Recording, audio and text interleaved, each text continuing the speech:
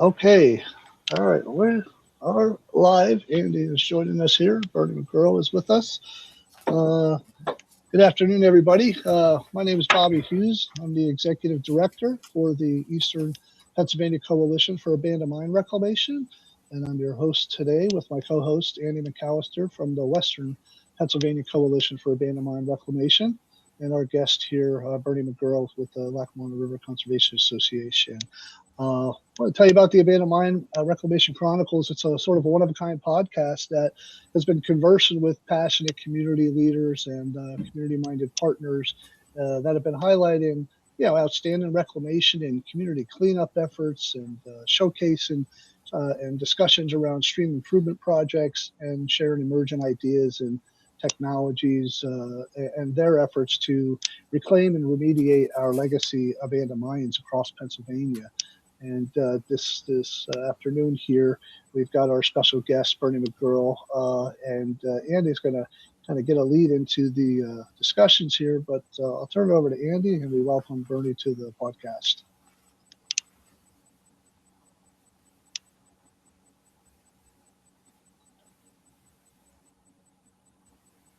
Thanks, Bobby. I want to apologize for any difficulties on my connection from my end. So if I kind of blink out based on my lousy connection, Bobby will take over until I can get back in again. First, we have to thank the Foundation for Pennsylvania Watersheds for underwriting the first 12 episodes of the Abandoned Mine Reclamation Chronicles podcast.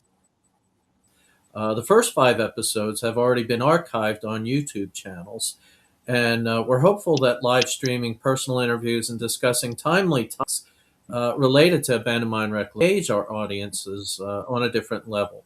And so feel free to put your questions and comments into the comments box of whatever platform you're joining us from, and that way we'll try to incorporate those questions along the way. Okay, Bobby. All right. Well, first, I'd like to introduce here and take a few minutes, really, before we get into discussions with Bernie about his background and give you a little indication of some of the tremendous amount of work that he's done in northeastern Pennsylvania. Bernie McGurl is a fourth-generation native of northeastern PA, and he resides in Scranton. Scranton? We say Scranton around here. He retired as the executive director for the Lackawanna River Conservation Association at the end of 2023, having served there in that position since 1991, when I was just graduating high school. He co-founded the LRCA in 1987 with a group of community volunteers and served in a volunteer capacity as the president of LRCA from 1989 up through 1991. He also served with the former Department of Environmental Resources in the Bureau of State Parks, and later with the Bureau of Forestry in 1970 to 72. And between 73 and 75, he worked for the railroad industry with the Sperry Rail Service and the Erie-Lackawanna Railroad. He worked with various roles and capacities in the construction industry as well from 1976 up through 1991. Bernie's work with LRCA included collaborations with different consultants, Hoffman, Williams, Laughlin, and Fletcher, to develop the Lackawanna River Citizens Master Plan in 1988 and 89. And he also participated in the development of the plan for the Lackawanna Heritage Valley in 1990.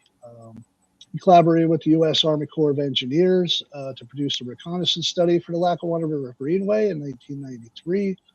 He's directed the development of the Lackawanna River Watershed Conservation Plan in 2001. And he's collaborated with the development of the Luzerne-Lackawanna Open Space Recreation and Conservation Plan in 2003. He collaborated with several other LRC directors in 95 to incorporate the Lackawanna Valley Conservancy as an affiliated nonprofit land trust that had a mission to work with LRCA to acquire and conserve land and water resources within the 350 square mile area of the Lackawanna River watershed. And since that time, the LVC has acquired over 500 acres of land along the river and tributary streams. This includes several reaches of abandoned railroad right-of-ways that have been acquired through donations and purchase to facilitate development of several sections of the Lackawanna River Heritage Trail. And the LBC owns several parcels of abandoned mine lands and a Superfund site.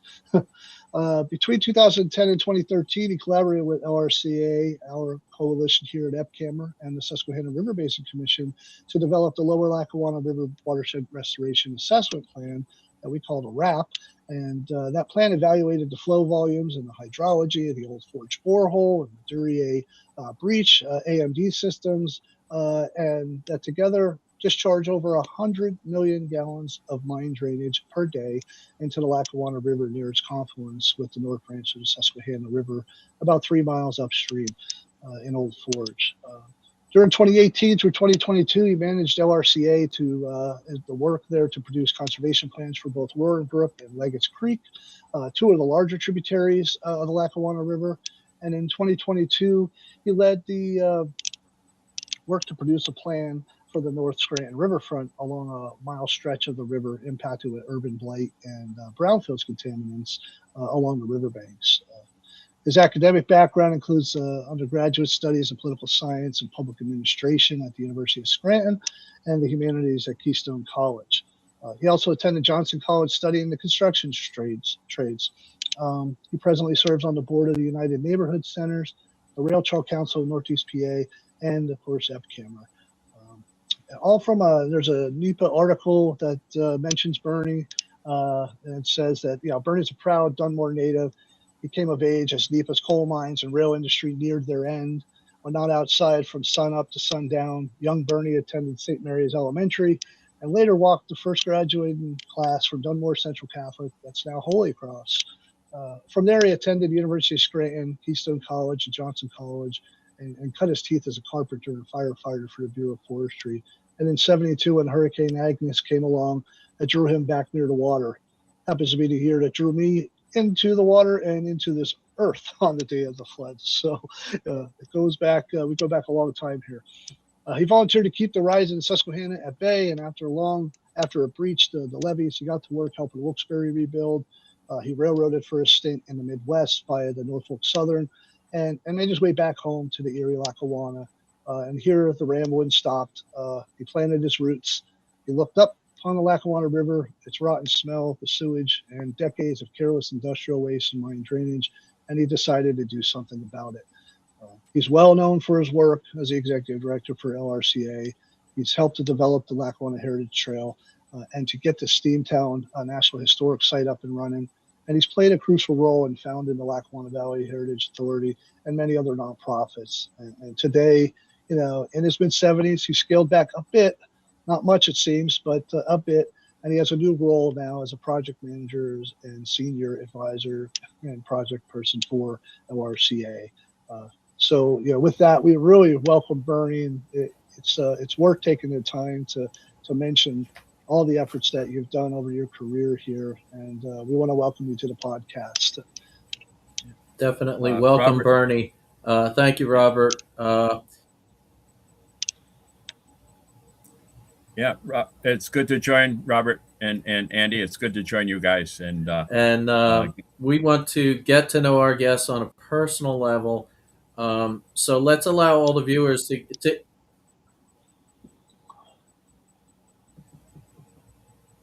let's get to know you a little bit better. Some questions that came to mind. Where did you grow up? Where are you from now? And tell us about your family. Okay.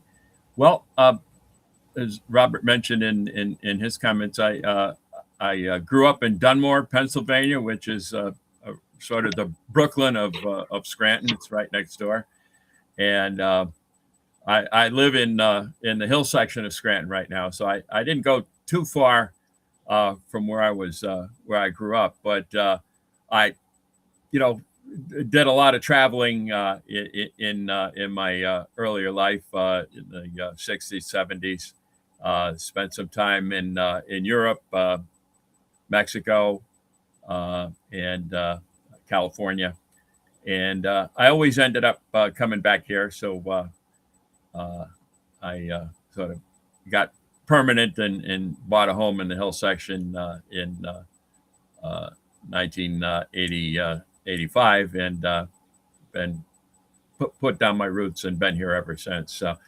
My my family goes back a long time in Lackawanna County. On my father's side, they came over from Ireland.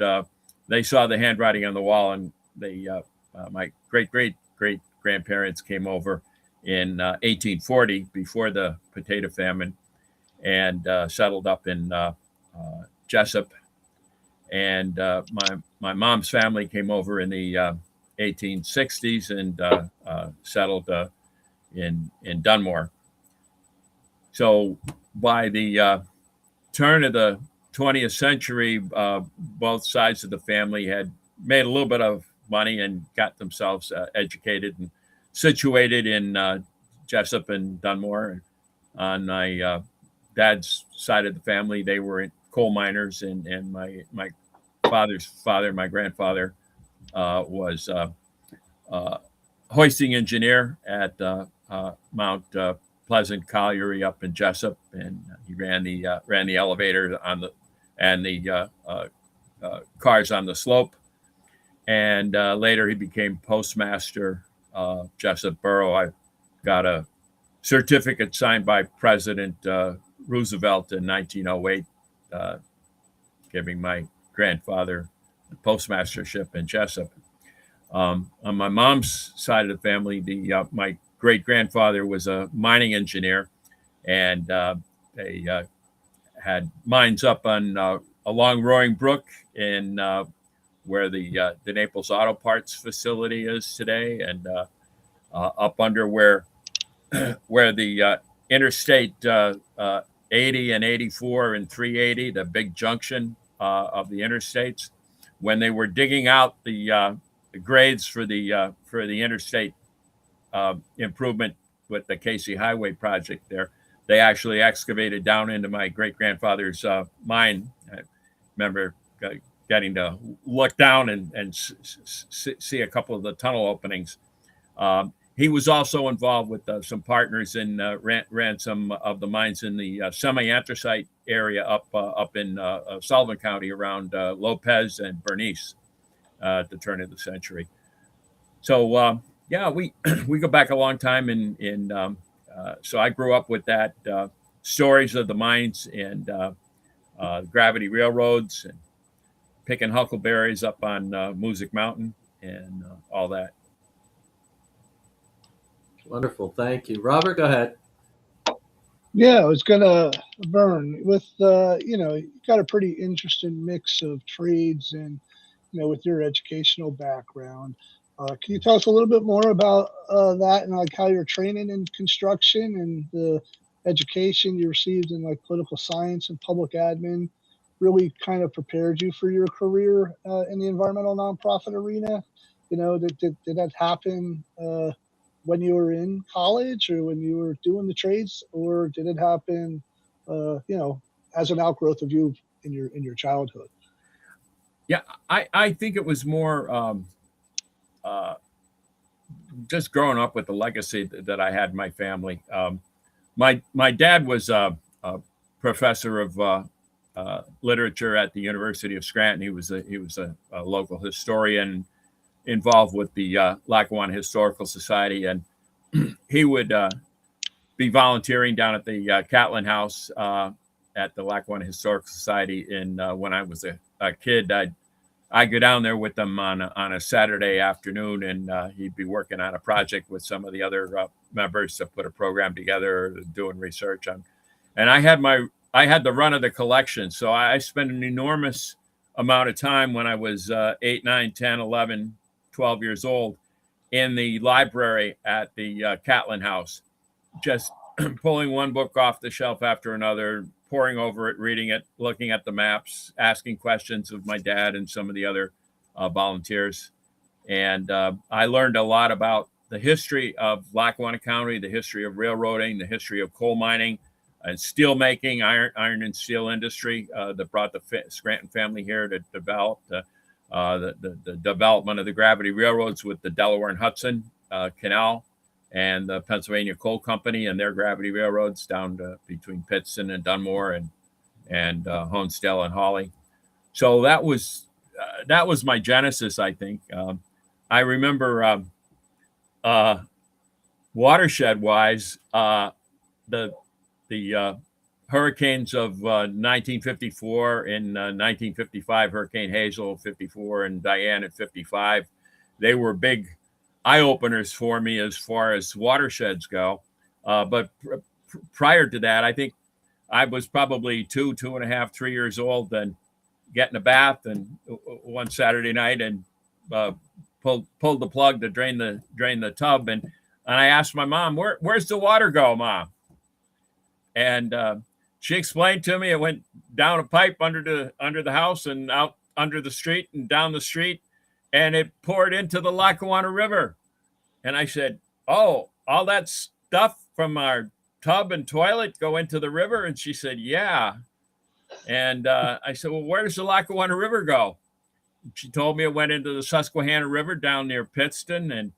And I said, where's the Susquehanna go? And she said, it goes down all the way through Pennsylvania into Maryland. And it goes into a big, beautiful bay called the Chesapeake Bay. So I had a watershed awareness, I think, when I was 3 years old. And it was only reinforced by some of the things I learned, in my other early years, growing up into a teenager. And then when I got into college, I really didn't have any, context. It was a crazy period, the late 60s, early 70s. But I think I always had it in the back of my head. I think in my political science and public administration studies, I sort of looked at criminal justice, and I was into different aspects of the criminal justice studies, and I got intrigued by obviously remembering the Knox mine disaster and other things, and the demise of the coal industry in the 1960s. I started getting into doing some academic papers on Project Leviticus, which was an operation of the United States Department of Justice in the late 1960s and into the early 70s and 80s. That was associated with the trying to figure out what was up with the advance of criminology, criminal activities in the anthracite coal industry, the infiltration of organized crime, and the development of the Great American Coal Company, the Blue Coal bankruptcy, which was the largest bankruptcy ever filed in the Middle District of Pennsylvania. And it took the feds under the bankruptcy trustees that were appointed by the court to about 25 years or more to adjudicate the Blue Coal bankruptcy. And it just had thousands and thousands of acres of abandoned mine land in Lackawanna and Luzerne counties tied up in litigation and for all that time. And then, gradually the development of the Earth Conservancy with the former Congressman Paul Kanjorski helped to adjudicate it down there. And then the parcels were sold off to investors up in Lackawanna County. So I got interested in it from a public policy standpoint there. And all the while I was basically going to school part-time and working as a building contractor and raising family. And it just sort of happened. I got involved as a volunteer with the beginning of the LRCA in 1986 and 87.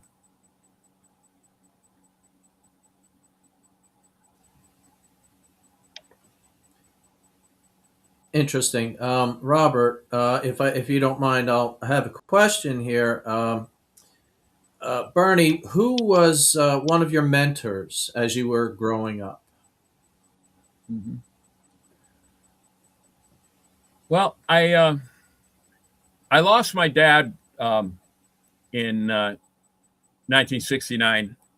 He passed on much too soon, and I sort of had to become I knew I couldn't become my father. I wasn't ready to fill his big shoes. But I was fortunate enough that I had two parents who loved one another very much and who were great parents to myself and my two brothers. So I had a great emotional and intellectual foundation from his legacy. But I had to sort of become my I'm the oldest child, but I was always looking for an older brother out there. And during my college years, about that time, I got very fortunate and won an enormous prize, I guess you could say. I got a real high number in the draft lottery. So I didn't have to worry about being drafted. I was 1A for a while, and I got a deferment when I was in college the first couple of years. But then with the lottery, I was up in the I think it was up around 239 or so in the number. So so I just looked around, and one of my buddies, a couple years older, a student, Lou Corbett, from Newark, New Jersey, originally. Lou and I both had Triumph TR. He had a TR6. I had a TR4A sports cars. They were both British Racing Green. So we sort of bumped into one another with these British sports cars that we had, and became friends. And mine ended up a few years later spinning out in a snowdrift, but it recovered, and his ended up in a bayou down in Louisiana. It didn't recover from that, but he I learned a lot from Lou, and I think that's where I became a nonprofit junkie. A year or two after college, he was here and there, and when he was back in town one time, we were into organic food and stuff. So we decided he couldn't get the kind of food that we wanted to have. So we started a food co-op. So that was my introduction to the nonprofit world in 72, 73, 74. And then about that time also, another really good friend of mine, Guy Bay. I think, Bobby, you remember Guy. He was I do. He was property manager for Pennsylvania Gas and Water Company, and managed all the watershed lands of that later became the Theta lands. And yep. Guy was an early volunteer and board member of the LRCA, and he actually, his knowledge of land, he was a registered land surveyor, and he was one of the impetuses on the board to help to create the Lackawanna Valley Conservancy in 1994 and 95. But I learned a lot from Guy, and I would always count on his advice. He was very, very quiet, deliberative, but decisive influence, and had a great sense of humor. And they're both gone, but I miss them both. But I think I learned a lot from both of those gentlemen, and I had a lot of other mentors over the years too. I mentioned John McDonald, Brigadier General John McDonald, very noted fellow in the political and community scene in Scranton, and a gentleman named Henry Frashoni. Henry was developer of modular home manufacturing company. So I learned a lot from those guys too, serving on nonprofit boards in the community over the years.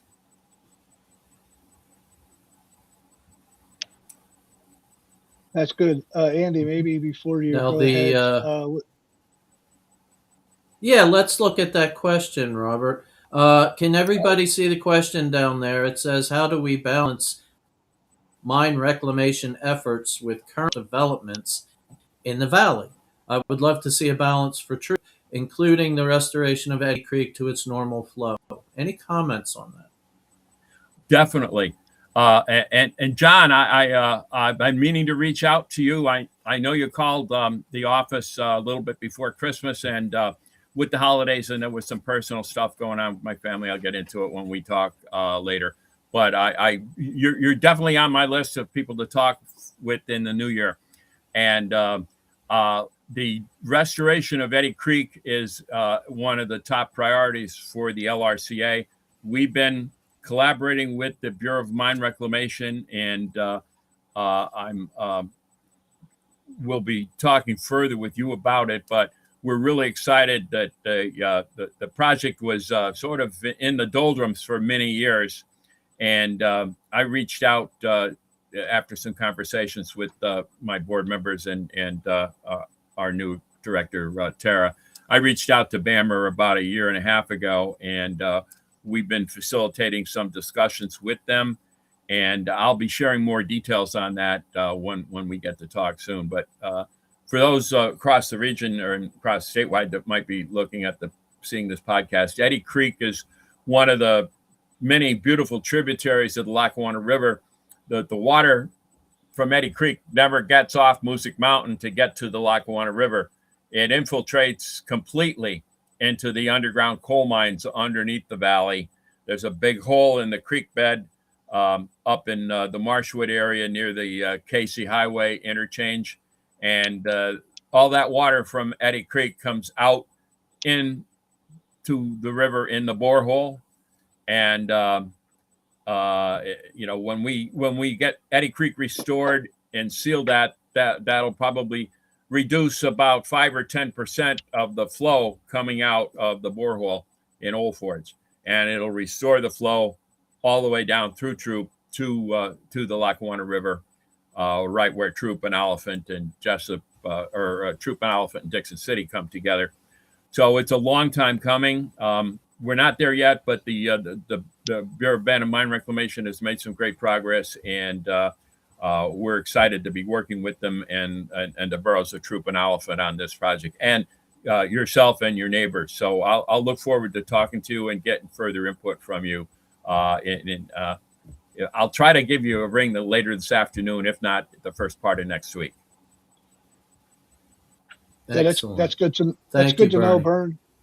That's good to know, Bern, because a lot of the efforts up in the Lackawanna Valley and all the way down through the Wyoming Valley, from what we've seen, is that anytime we can restore water to the surface and abate the formation of the mine drainage coming from either the borehole or the Dirty A, or down in here in the valley to Solomons or Plainsville, some of these other discharges, you're reducing the cost and the long-term operation and maintenance of any future treatment system that has to come online to take care of the pollution after the fact. So if there's ways to do the restoration work and do the stream channel restoration, restoring a floodplain, putting a trout stream back on the surface that reconnects above the coal measures to downstream areas, and even up in the Lackawanna Valley, we know that that's true.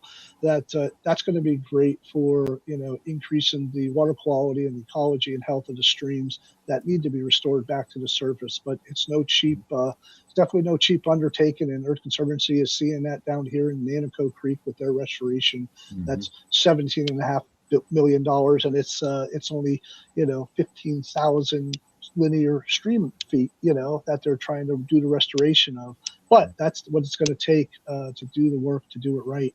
So really happy to hear that project is moving forward. It's about a 3.5 miles altogether, and they're going to be doing it in several phases, but it'll bring that water to the river, and it'll create a greenway space along. There'll be a maintenance road installed as part of the construction, and we're hoping to keep that alive as a passageway and create a pathway. It will link the three boroughs, and it'll go right through the Mid Valley school campus. So it'll be a great way for kids to walk and ride bicycles to school, and we're hoping to make that happen as one of the other outcomes of the project as well. That's great.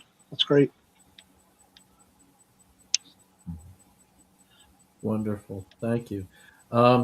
Bernie, the Lackawanna River Conservation Association has been around since 1987, almost 40 years, which is quite a feat. Can you tell us a little bit about the formation of the organization? Talk a little bit about its evolution and the keys to success as the organization has continued for nearly 40 years. Mhm. Yeah, we're. I think the key for our success is people got involved, and people got involved in a way not to oppose something, but to support something, to encourage something, and to be proactive in doing so, and to bring people together to build a consensus for action to move forward. Um, and it was I think in large part due to the development of the National Historic Site at Steamtown with the National Park Service. Um, and I got involved with that as a volunteer. I attended a bunch of the planning meetings that the Park Service sponsored in 1985 and 1986. I was enthusiastically involved in welcoming Steamtown that came down here from Vermont. It was a private railroad collection, and we lured them down here. They were looking for a potential tourist development area that could get more tourist traffic than Bellows Falls, Vermont. So they came down here in '85, but they were a nonprofit. They were in rough condition. Their founder had passed away. He died, I think, in an airplane accident, and we ended up with this big collection of steam engines and old rusty railroad equipment. And they went into bankruptcy after the second or third year. And I've been involved as a contractor working with Jack Sweeney from the Scranton Hobby Shop. And he was involved in helping to restore the railroad station up at Pocono Summit. And we did restoration work up there on that building. And then I got talking to other railroaders and the Park Service people, and they provided input on the development of the National Historic Site. But as that was going on, other conversations were bubbling up to the surface with the idea that, hey, we have a national unit in the national park here. It's not just that facility. It can grow out into the community and look at some of the other cultural and historical aspects of the community and help to develop them, and environmental aspects too. So the idea that the railroads ran along the river, the Lackawanna Railroad ran along Roaring Brook, which I grew up on Roaring Brook, fishing, swimming in Roaring Brook when I was yay high to a grasshopper, and it was a big thing in my life. But you could swim in Roaring Brook up above the city, above Dunmore, above the junkyard, but you couldn't get down to the river because it was just filled with crap, and the sewers and everything else ran into it, and mine waste and drainage. And so the idea was that, hey, if we could create a watershed group, then that could help restore the river and get people involved in that.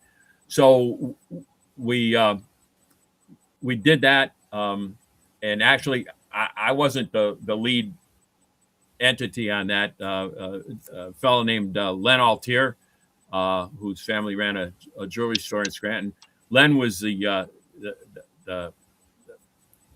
guy that came up with the idea that wanted to work with Park Service and have these meetings. So I just attended the meeting and got involved as a volunteer because I had some knowledge of nonprofits from service with other nonprofits in the community. I helped get on the committee that developed the bylaws and got it incorporated, and then joined the first board as just a board member. And then Len left got into politics and wanted to run for office, so he couldn't serve as president for the second term. So I got persuaded to be president. So I was doing that work, and we were all, by that time in 1987 and 88, we were engaged with consultants developing the master plan for the river. And so I'd have to take off my nailing apron because I was still trying to run a construction business. And go to a meeting in Philadelphia or Harrisburg or Washington or somewhere here in town and put on a coat and tie. And I sort of enjoyed doing that. And there I started going back to my history with the community and a lot of the things that I remember reading and when I was a kid at the Lackawanna Historical Society. And so that all started coming back to me. And you know, it turned out that, well, I've got this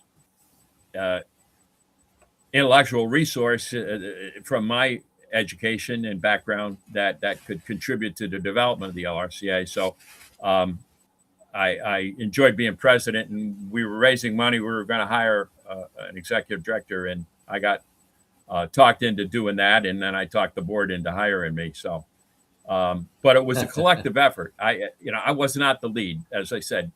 Len and some of the other folks that got the initiative going, and I jumped on the bandwagon. And guys like Ray Angeli, Alex Kamide, Harry Lindsay, Joe Corcoran, Joe Quinn, Reverend Monsignor Joe Quinn.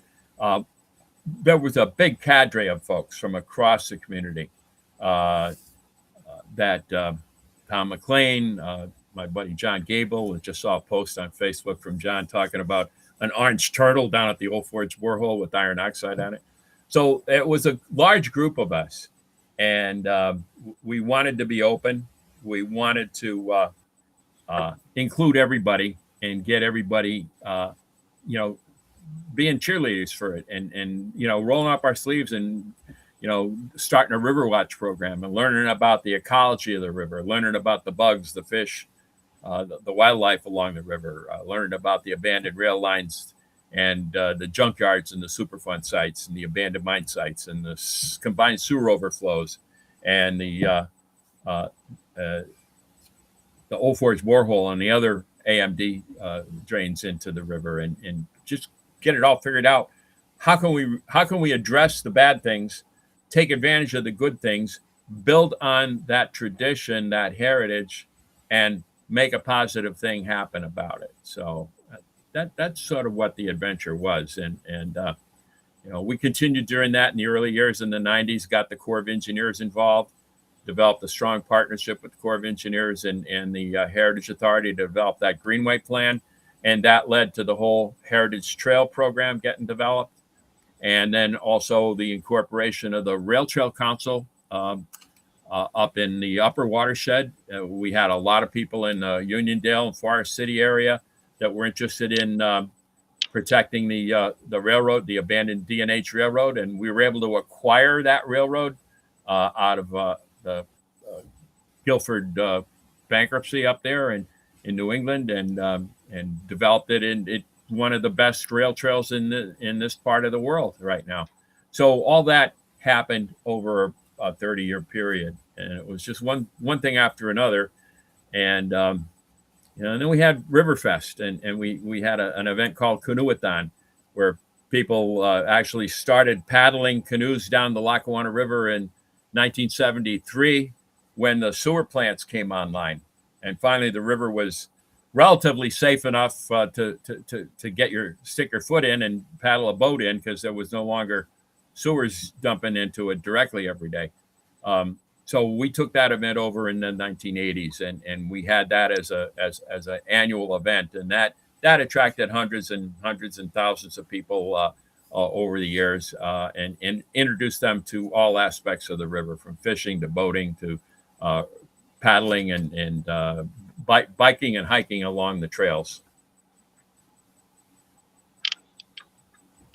Well, Bern, Thank you, Bernie. LRCA Robert, we have a question. Go ahead.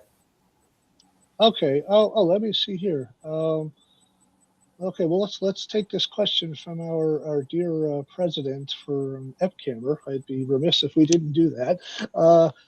He thanks you, Bernie, for your lifetime of achievements, and he wants to know, how do you see the data centers affecting the Lackawanna River watershed at this time, and what have you been hearing up there, up valley, and how things are going, and is the local municipalities really starting to take a heavier role in both the planning and zoning efforts as these are trying to, make their way into a lot of the former mine lands and other parcels that are in the Lackawanna Valley. Great question, Joe. I was just reading a little bit in the New York Times this morning about AI, and Americans have got some big concerns about AI and the data centers that empower it. And I think we're seeing that obviously at the local level. And the amount of proposals for the construction of data centers, there's a whole bunch of speculation going on.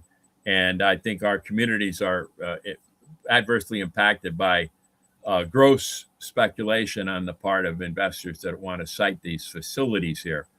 I'm not sure that it's a good thing over the long term, as far as how much of that is sustainable. How much water do we have for the data centers? How much could we sustain? Obviously, we've got 60 to 100 million gallons a day of mine drainage. If these data centers want to develop a mine water treatment plant and help us clean up that water, then they're certainly welcome to use that water for whatever purposes, for cooling and stuff. But otherwise, if they're just going to be taking water from the headwater streams, like the headwaters of Eddy Creek or the headwaters of White Oak Run up in Archibald, or further up in the river, I don't think there's enough water to sustain that. Maybe one or two facilities, but 8 or 10, no, there's definitely not. And the impact on power, obviously, we have the electric generating plant and Venergy facility up in Jessup, and that's a steady power source, and it's tied to the Marcellus. So we have one industry that a lot of people look on with adversity, the Marcellus gas fracking, and the consumption of electric power from that facility. Well, most of it's exported out of the region anyway. So they're going to be a battle for using electricity. What are the impact on our rates going to be? I don't think we know that. So I've got a lot of concerns about it, and I think we're a day late and a dollar short as far as our zoning and protection.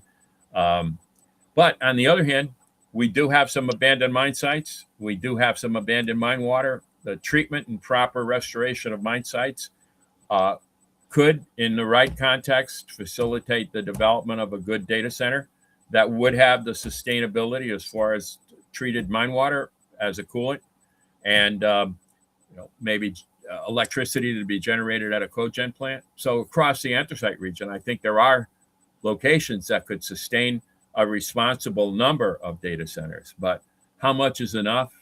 And right now, this is a huge technological change for humanity and the planet.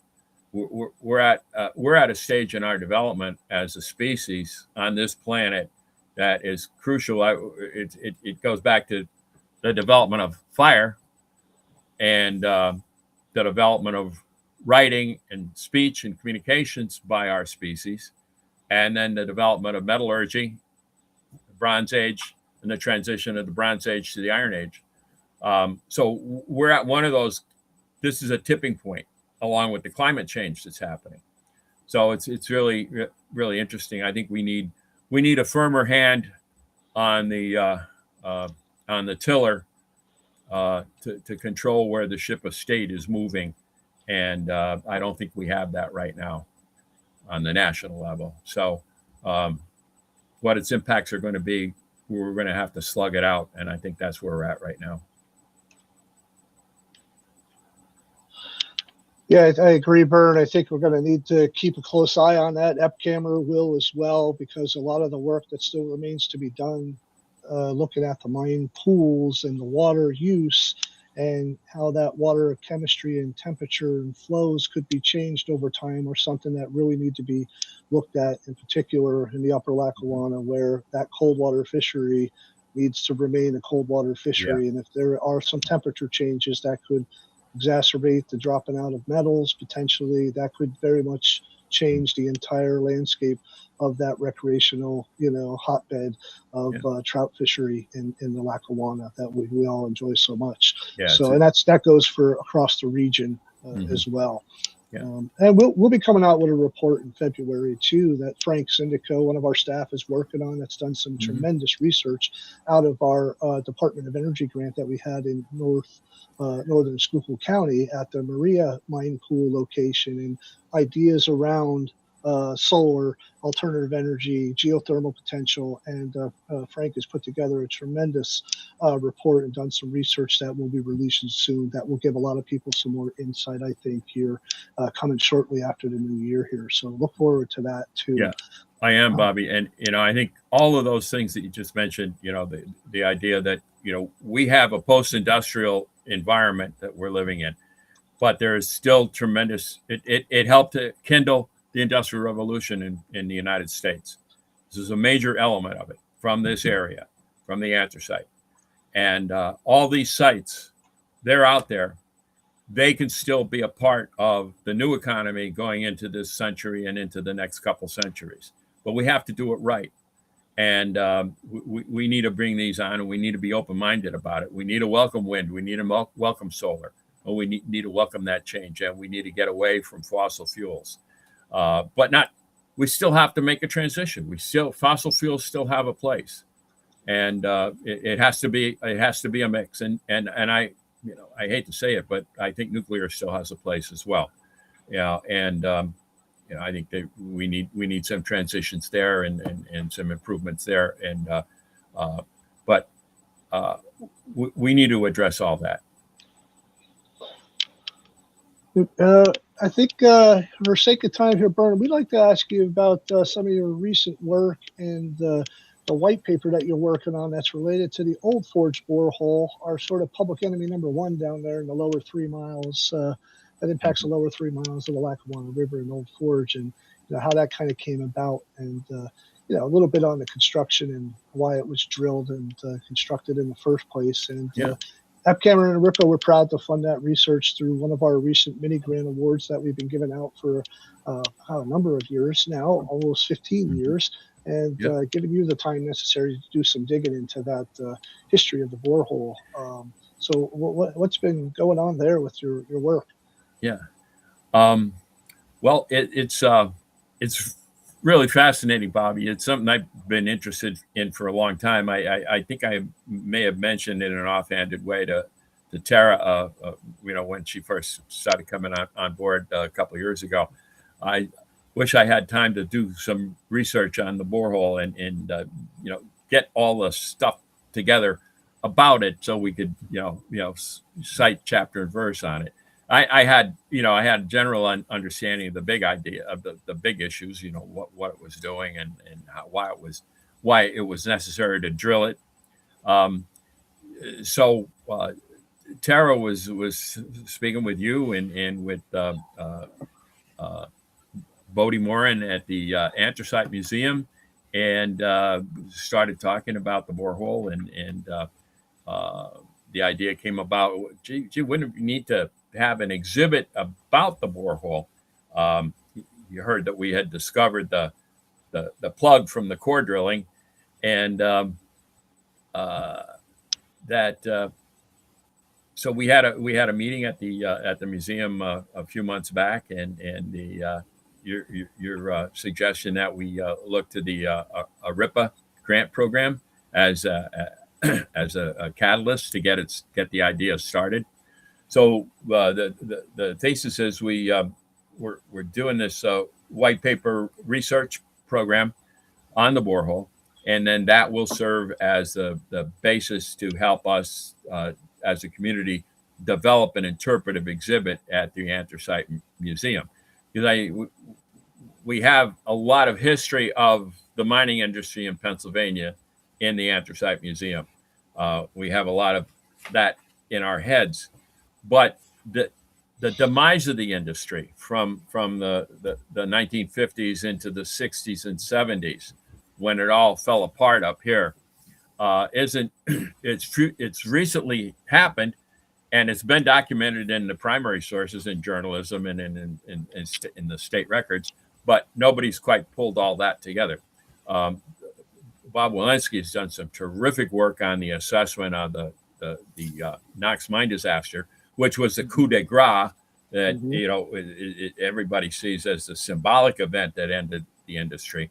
But there was a lot underground, a lot behind the scenes that went into that, and was really bigger than just that. So we thought, well, let's pull it together. Let's get that information out there so the public could see it. So I started some of the research into the newspaper archives, and it's validated a lot of what I knew. It's provided me a couple of interesting bits and surprises. For instance, originally they were contemplating drilling two big bad boreholes, both 42 inches. One was going to be drilled pretty much where the Duryea Breach is located, and the other one they were going to drill down right on the riverbank at the Susquehanna in Piston, where the Butler Mine Tunnel comes into the river. And in the meantime, nature took its own course. The Central and Number 9 mine pool surcharged and broke the ground open where the Marcy vein had been surface strip mined under what had been a canal basin that was part of the historic Pennsylvania Canal Works down there in Duryea, and that created the Duryea Breach. And so mine water just started flowing out of the ground, and there was a nearby mine shaft, the Phoenix shaft, that mine water had been coming out that shaft as well. But the flow of that water caused the shaft to collapse, and then it further backed up, and then it broke the ground open. And that happened in 60 and 61. And so it was right about the time after Knox, all the mine companies were reassessing because they had anticipated Knox. And if you go back and look at the Bureau of Mines bulletins in the late 40s, Stephen Ash correctly predicted that there was a high potential for a mining accident that would rupture the bed of the Susquehanna River or one of the other large tributaries and cause a huge inundation of the underground workings in the Wyoming Valley. And that was a big concern. And finally, it happened at Knox. And the federal response was, well, we'll give you pumps, but you got to, pay the electric bill and pump the water out yourself. And it was interesting, there's no honor among thieves. One of the things I learned was that there was an offer by the feds to provide more pumps up in the northern field here in the Lackawanna Basin, and down around Wilkes-Barre. But the anthracite industry operators up here, Glen Alden, Hudson Coal, Pennsylvania Coal, Pagnati, Moffett, Penn Anthracite, some of the other smaller ones, they were saying to their congressman, well, we need subsidies to run the pumps and pay for the pumping charges. Since 1957, you had the economic intersection where the cost of pumping exceeded the price per ton on the open market. Well, if you were operating in Hazleton, you were at the top of the anticline, you're pumping, you didn't have to pump. You just had to drain it by gravity. You were draining out the Jetto Tunnel or the some of the other tunnels off the sides of the mountain in Hazleton. And the same went for some of the other anticlines and even some of the synclines that had drained by gravity down in the middle and southern fields. So the operators down there weren't interested in paying a royalty tax to help fund the pumping of their competitors up here in the northern field. So they couldn't make that happen. So one by one, the companies that were still operating said, hey, if I go out of business, here's the key to my pump house. You run my pumps, you pay the electric bill, I'll see you, goodbye. So one by one, Hudson Coal went out, Pennsylvania Coal went out, Glen Alden went out. Everybody went out. Moffett was the last one operating. They were operating Hudson, Pennsylvania, and Glen Alden's pumps in the Lackawanna Basin. They couldn't do it. So they sent a letter to the governor in November 1st, 1960. We're turning off the pumps. That's it. We're done. Now, so they and some of the smaller operators were still operating above where the level of inundation was expected. And so they were still operating up along the outcrops in Carbondale and in Oliphant and Troop, et cetera. There was still some viability for the industry, but at a much smaller scale. So they went from 5,000 people employed to maybe 500 in the course of 60, 61, 62. So all that happened, and then between November 1st, 1960 and through 1961, the mine filled up, and it started surcharging, broke open the ground at Duryea, and started flooding people's basements in Pittston Junction and Duryea and Music, and saturating the groundwater, causing all sorts of subsidences up all through Scranton in the Mid Valley, and the idea was that, hey, we got to relieve the pressure. So the state came in, the mining engineers from the Bureau of Mines in Mineral Industries, and they said, well, here's where we do it. But then when the ground broke open at Duryea, that changed their thinking, and they said, okay, well, the other spot, we'll drill a borehole at Old Forge, and we'll just need to drill one right at the top of the anticline where it crests out in the riverbed, and we'll drain the basin under Scranton and the Mid Valley from that one point. So that was the decision that was made, and so between April and September of 1962, the Department of General Services of Pennsylvania contracted with the Ezra Stipp Construction Company of Scranton, and they drilled that 42-inch borehole and put the appurtenances in there at Old Forge. So that was the big deal, and there's also some confrontation with the angling community. Fishermen said, "Hey, you're going to kill all the fish." There was a big fish kill from some Glen Alden pumping down in Nanticoke earlier that year. So there was some environmental controversy about it. But interestingly, the spokesman for the Department of Mines and Mineral Industries was saying, "Well, what's more important, the fish in the river or the stability of people's foundations of their homes and basements, et cetera?" So that argument won the day, and the borehole got drilled, and it's been polluting the river to a major degree ever since 1962. So we think it's the largest abandoned mine drain point source, definitely in the Chesapeake Bay region, but perhaps also on the whole continent of North America. So it's a big deal, and getting it resolved is still, I think, we're going to be continuing to have some dialogue with public and private sector partners about that. Yeah, Bernie, we're running out of time, and we like to close each episode with one piece of advice that our leaders have to offer the nonprofit organizations with respect to organizational capacity and sustainability. Do you have any words of wisdom to share with us? I think you have to be persistent. Don't give up. Never give up. And build consensus.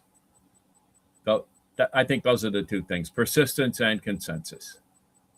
Always go back to the source and make sure everybody's on board. Thank you.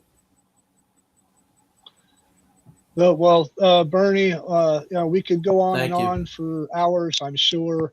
But for this particular episode of the podcast, we really appreciate everything that you've talked about so far, and we want to thank you for joining us today. And right. we're thankful to have you as a friend, a mentor, and a partner in Abandoned Mine Reclamation. And we want people to tune in every Friday of the month here at 12 noon for a new episode on the Pennsylvania Abandoned Mine Reclamation Chronicles. We have some interesting guests lined up here in the future months ahead. So if you mark your calendars for next month, Friday, February 4th at noon, we're going to be interviewing Eric Cavazza, the former DEP Bureau of Abandoned Mine Reclamation Director and former Cambria District Mining Manager, who's now the Vice President of Legacy Coal Reclamation for Tetra Tech. So it'll be interesting to hear some of his thoughts and his experiences over his career as well. So we really appreciate you doing the interview with us today, and I wish we had a lot more time to talk about what Tara is doing and going to be doing in the future and filling some shoes there, but we'll get her on another interview in the coming months ahead. So we'll talk to her as well. I'd just like to throw one last word in that, get everybody to join us. We're having Shiverfest and Paddle the Lackawanna in the snow and ice on Saturday, January 17th. Good plug, Vern.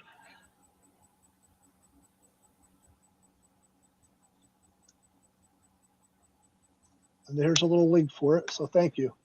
Okay. Great, Robert. Thank you. Andy, thank you very much. Thank you. Also, a reminder that we still have advertising sponsorship opportunities remaining. So if you see our sponsorship levels in the App Camera store, check it out. Thank you all. Thank you, Bernie. Thanks, Andy. Thanks, Bernie. Bye-bye. Bye.